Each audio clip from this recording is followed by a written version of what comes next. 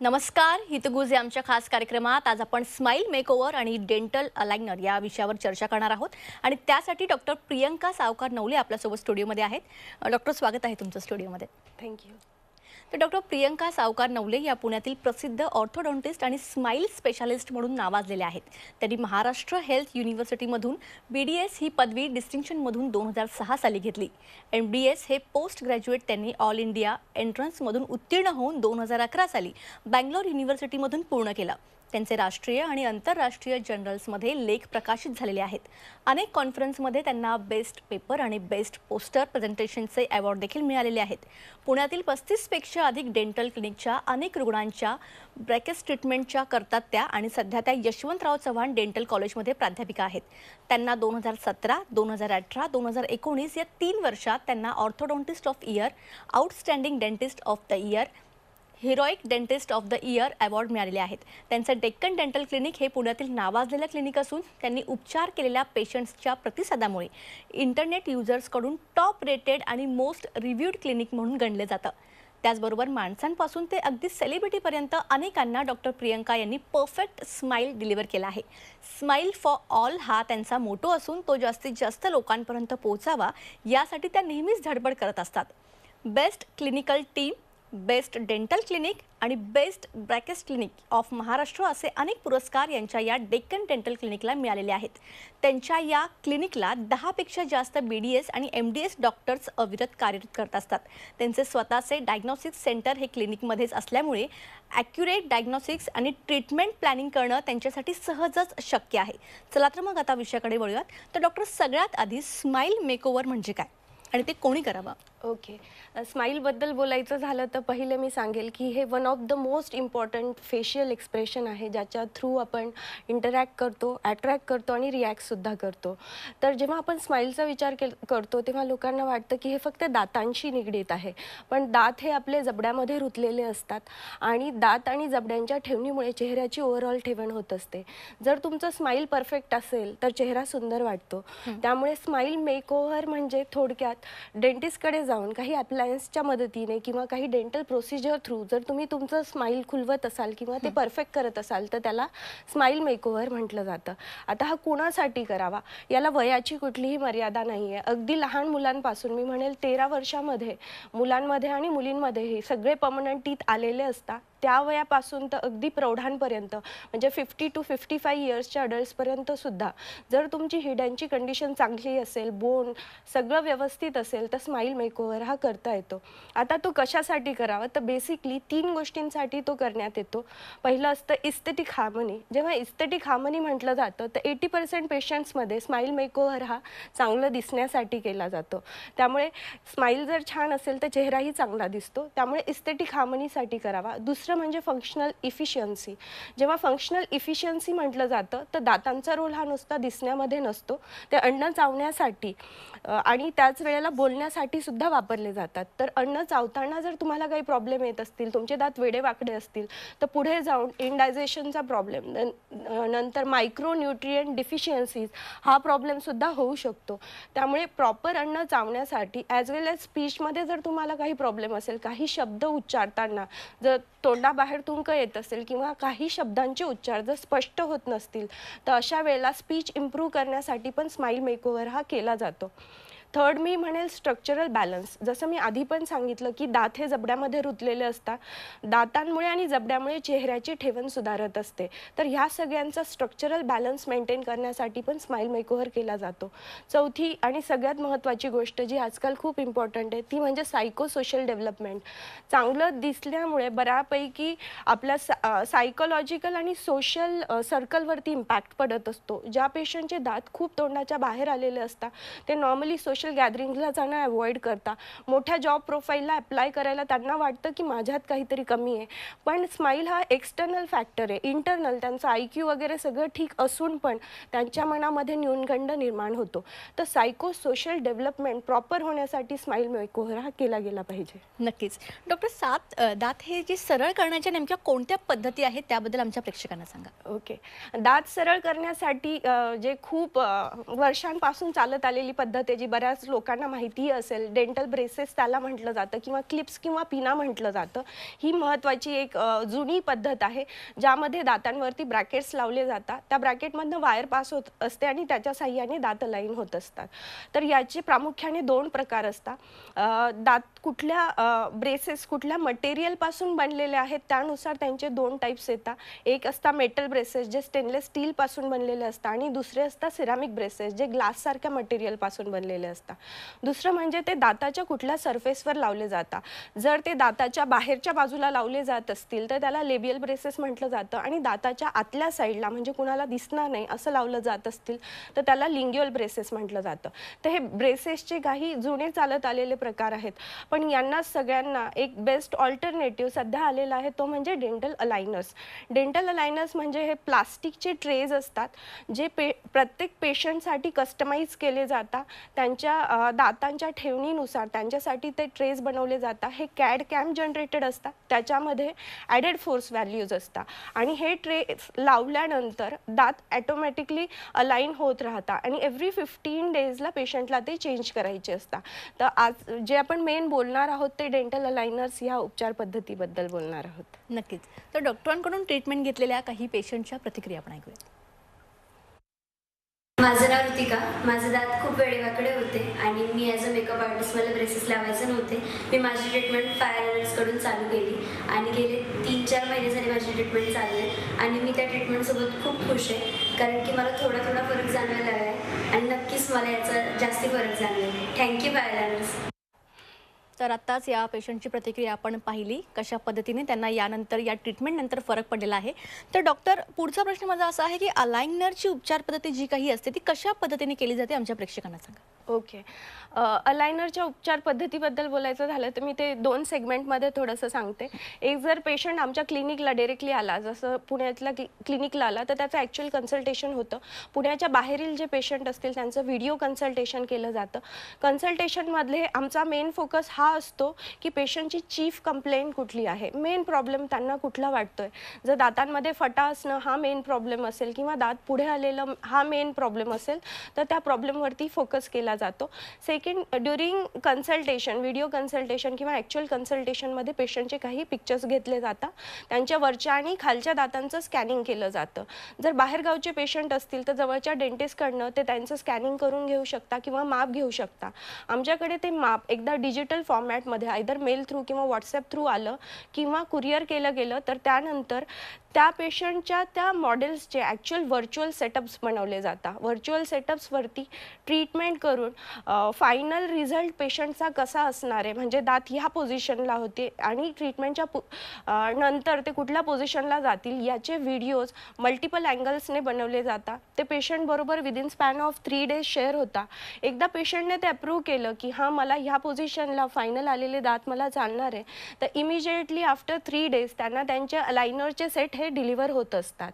त्यामुळे अगदी बाहेरच्या कुठल्याही पेशंटला किंवा पुण्यातल्या कुठल्याही पेशंटला जेव्हा ट्रीटमेंट प्रोव्हाइड करायची असते तर 7 to 10 डेजमध्ये त्यांचं स्कॅनिंग होऊन व्हर्च्युअल सायम्युलेशन होऊन त्यांना within a span of 10 days त्यांचे अलाइनर्स हे मिळत असतात. बरोबर. डॉक्टर प्रियंका, हे जे अलाइनर ट्रीटमेंट असते त्या नेमक्या कोणी कराव्यात आणि कोणत्या प्रॉब्लेमसाठी कराव्यात? अलाइनर ट्रीटमेंट्सबद्दलचं बोलायचं झालं तर पहिले मी सांगेल की आधीही मी सांगितलं जसं याला एज लिमिट नाही आहे.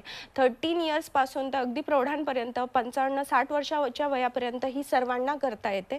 सेकंड, कुठल्याही प्रॉब्लेमसाठी अलाइनरची ट्रीटमेंट करता येते.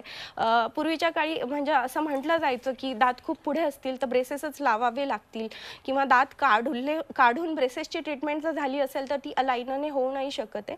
तर अलाइनरची ट्रीटमेंट ही सगळ्या टाईपच्या प्रॉब्लेमसाठी केली जाऊ शकते, ज्यामध्ये दातांमध्ये फटा असणं, दात वेडेवाकडे असणं, वरच्या आणि खालच्या दातांच्या पोझिशन रॉंग असणं, या असल्या सगळ्या प्रॉब्लेम, प्लस मी म्हणेल ज्या पेशंटला अन्न चावायला प्रॉब्लेम येतोय, बोलायला प्रॉब्लेम येतोय, असा सगळ्या पेशंटमध्ये अलाइनरची ट्रीटमेंट ही केली जाऊ शकते. थर्ड, मी म्हणेल याला लोकेशनचं बॅरियर नाही आहे. जसं जेव्हा ब्रेसेसची ट्रीटमेंट केली जाते तर युजली तुम्ही ज्या सिटीत असतात त्या सिटीतल्याच ऑर्थोडॉन्टिस्टकडे जाऊन ट्रीटमेंट केलेली बेटर असते, कारण 3 वीक्समध्ये मध्ये तुम्हाला पुन्हा फॉलोअपला तिकडे जायचं असतं. सिन्स अलायनरच्या केसमध्ये अगदी कमी फॉलोअपमध्ये ही ट्रीटमेंट होत असते.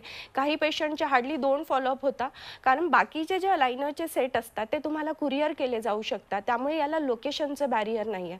बऱ्याच पेशंटला हा पण डाऊट असतं की छोट्या खेड्यात आहे, मला अलायनरची ट्रीटमेंट जमू शकते का, इकडे ॲडव्हान्स मोडॅलिटी अवेलेबल नाही आहे. तर त्यांचे सगळे अलायनरचे सेट हे कुरिअर होऊ शकतात. त्यामुळे त्यांच्यासाठी ही ट्रीटमेंट केली जाऊ शकते.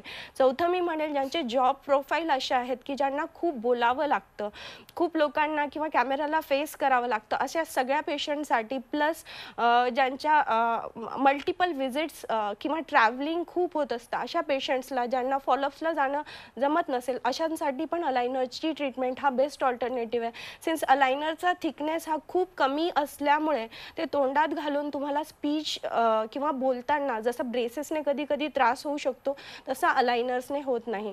प्लस मी एक सांगेल की जे स्टुडंट्स आहे, आता आमच्या क्लिनिकला ज्या मॅक्झिमम पेशंटची आम्ही ट्रीटमेंट करतो ते आयदर बाहेरगावचे असतात किंवा पुण्यातले पेशंट ज्यांचे आईवडील पुण्यात राहतात आणि ग्रॅज्युएशनसाठी ते दुसऱ्या गावी असतील, अशा पेशंटच्या पण ट्रीटमेंट होतात. ते त्यांचे सगळे अलायनरचे सेट 8 मंथ्सचे बरोबर घेऊन जाऊ शकता आणि तिकडे ते वापरू शकता.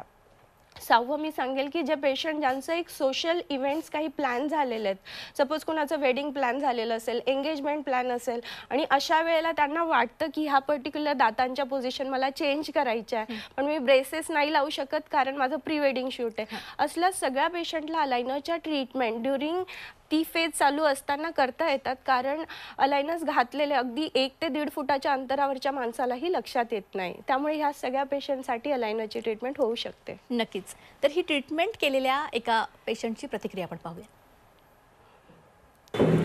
I always thought dental treatments are painful, and so I avoided getting braces since childhood.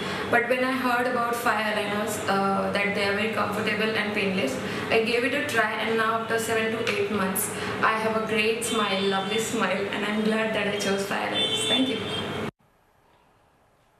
तर आत्ताच आपण या पेशंटची प्रतिक्रिया ऐकली. तर डॉक्टर, पुढचा प्रश्न माझा असा आहे की छोट्या गावातील किंवा पुण्याबाहेरील जे काही पेशंट आहेत त्यांना तुम्ही अलायनर उपचार पद्धती प्रोव्हाइड करू शकता का आणि कशा पद्धतीने करू शकता? ओके. बाहेरच्या गावच्या पेशंट्सला ॲज वेल ॲज डेंटिस्टला ज्यांच्याकडे अलायनरचं तिकडे सेटअप नसेल त्यांना आम्ही ह्या ट्रीटमेंट प्रोव्हाइड करू शकतो. कारण मी आधीही सांगितलं, अलायनरच्या ट्रीटमेंटमध्ये अगदी मिनिमम व्हिजिट रिक्वायर्ड असता.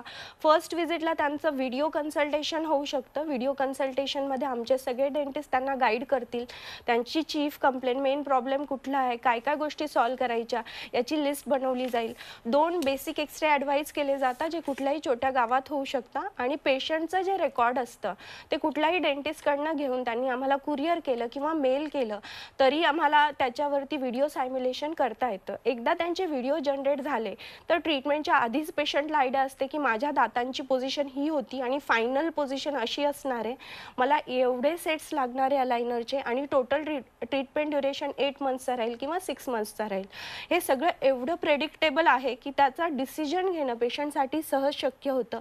प्लस कॉस्ट पण त्यांना सेम व्हिडिओ सायम्युलेशनमध्ये कळत असे की एक्झॅक्टली कॉस्ट किती जाणार आहे. EMIची फॅसिलिटीसुद्धा त्यात अवेलेबल आहे कारण पेशंटला इकॉनॉमिकल बर्डन यायला नको म्हणून. तर अशा पद्धतीने बाहेरगावच्या पेशंटसाठी ॲज वेल ॲज डेंटिस्ट जे बाहेर असतात त्यांच्या पेशंटसाठी आम्ही अलायनर सहज प्रोव्हाइड करू शकतो आहे. नक्कीच. तर डॉक्टर प्रियंका नवले यांच्यासोबत आमची ही चर्चा अशीच चालू राहणार आहे. एक छोटासा ब्रेक घेऊया, लगेच परत येऊया. ब्रेकनंतर आपल्या सर्वांचं पुन्हा एकदा स्वागत. स्माईल मेकओव्हर आणि डेंटल अलायनर या विषयावर आपण डॉक्टर प्रियंका नवले यांच्यासोबत चर्चा करत होतो. तर पुन्हा एकदा चर्चेकडे वळूयात. तर डॉक्टर, आता तुमच्या डेक्कन क्लिनिकबद्दल आम्हाला सांगा. ओके. डेक्कन डेंटल क्लिनिकबद्दल बोलायचं झालं तर पुण्यात आम्ही FC रोडवर लोकेटेड आहे. डेक्कनला लोकेटेड असल्यामुळे सगळ्या बाहेरगावच्या पेशंटला तिकडे येणं खूप सोयीचं होतं. आम्ही गेल्या 10 वर्षांपासून पुण्यात कार्यरत आहे. हजारोंपेक्षा जास्त पेशंटला आम्ही त्यांचं ड्रीम स्माईल, त्यांच्या जो ट्रीटमेंट ड्युरेशन कोट केला होता त्यामध्ये प्रोव्हाइड केलेलं आहे.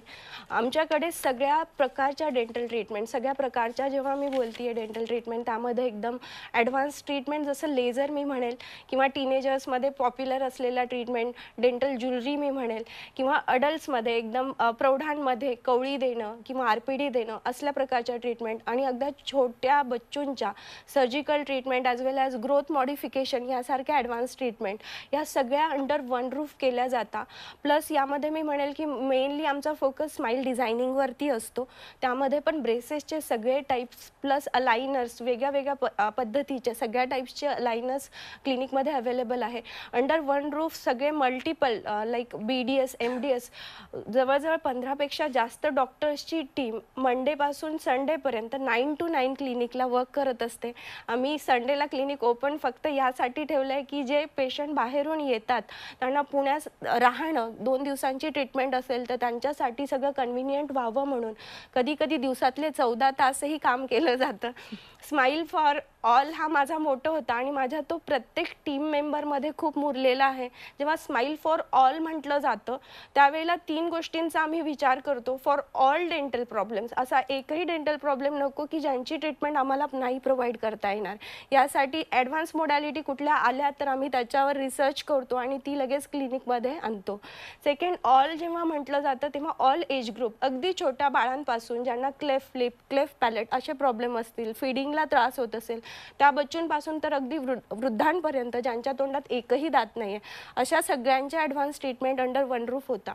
ऑलमध्ये अजून मी एक फॅक्टर ॲड केलेला आहे की all economical status. Dental treatment ही नेहमी कॉस्टली समजली जाते.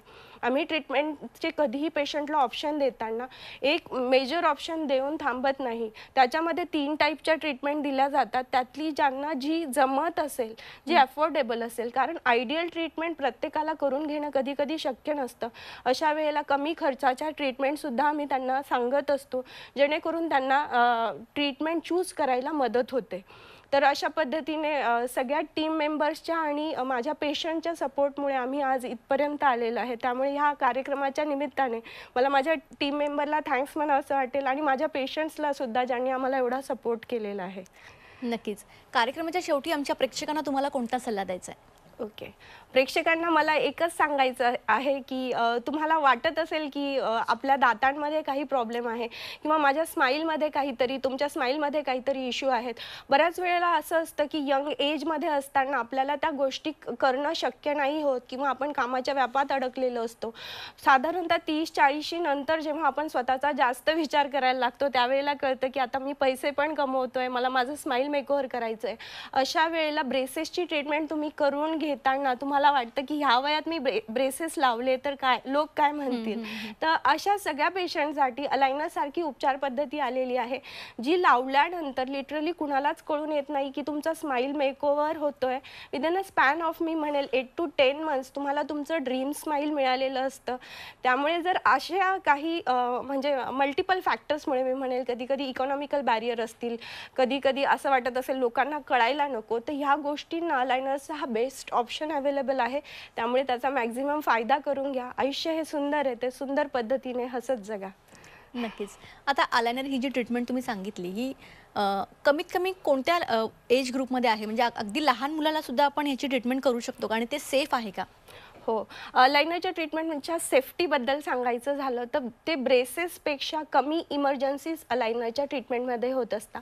जेव्हा ब्रेसेस लहान बच्चूंच्या दातांवर लावले जातात 13 वर्षाच्या पुढील बाळांच्या दातांवर, त्यावेळेला ब्रॅकेट टोचण्याची शक्यता असते. कधी कधी पेशंटला अल्सर्स येऊ शकतात. ब्रॅकेटमधनं जी वायर पास होते कधी कधी ॲक्सिडेंटली ती तुटली तर गालामध्ये लागते किंवा चिकमध्ये लागते. छोट्या बच्चूंना बाहेर मैदानात खेळताना, मैदानी खेळ खेळताना पण ब्रॅकेट अचानक तुटले म्हणून इमर्जन्सी म्हणून क्लिनिकला यावं लागतं. अलाइनरच्या केसमध्ये 13 वर्षाच्या पुढील जर मुलं असतील, त्यांचे परमनंट टीथ तोंडात आलेले असतील तर ते लावल्यानंतर ॲज सच इमर्जन्सी काहीच नसतात. कारण हे दातावर चिटकवलेले नाही आहेत. हे काढा घालायचे ट्रेज असल्यामुळे पेशंट ते काढून घालून राहू शकतात. ते तुटण्याची संभावना फार कमी आहे. प्लस त्यात मला एक फॅक्टर ॲड करावा असा वाटेल की सिन्स इट इज रिमूवेबल, जसं ब्रेसेस फिक्स असतात दातांवरती, तर तर ओरल हायजीन मेंटेन करायला विथ ब्रेसेस फार डिफिकल्ट होतं. काही खाल्लेल्या भाज्या वगैरे त्यात जर अडकलं तर ते काढायला टफ होतं. पण अलायनरच्या केसमध्ये अलायनर रिमूव्ह करून तुम्हाला हवा तसा ब्रश करता येऊ शकतोय. सेकंड मी सांगेल की बच्चूंच्या केसमध्ये विथ ब्रेसेस थोडे फूड रेस्ट्रिक्शन्स असतात किंवा अडल्ट्समध्ये पण त्यांना आम्हाला सांगावं लागतं हार्ड, स्टिकी आणि क्रंची फूड तुम्ही खाऊ नाही शकत आहे. पण अलायनरच्या केसमध्ये कुठलेच फूड रेस्ट्रिक्शन नसता. अलायनर्स काढून तुम्हाला आवडणारे पदार्थ तुम्ही सहज खाऊ शकता आणि सायमल्टेनियसली तुमचं स्माइल डिझायनिंग होत असतं. नक्कीच.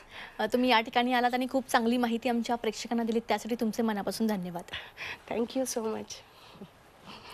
तर स्माईल मेकओव्हर आणि डेंटल अलाइनर या विषयावर आपण डॉक्टर प्रियंका सावकार नवले यांच्यासोबत सविस्तर चर्चा केली. दात सरळ करण्याच्या पद्धती कोणत्या आहेत, त्याचबरोबर अलाइनरची उपचार पद्धती नेमकी कशी असते हे देखील आपण डॉक्टरांकडून जाणून घेतलं.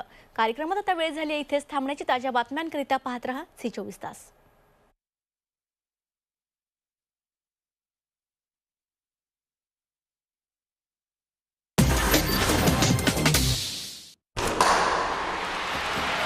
लाल मातीतली कुस्ती म्हणजे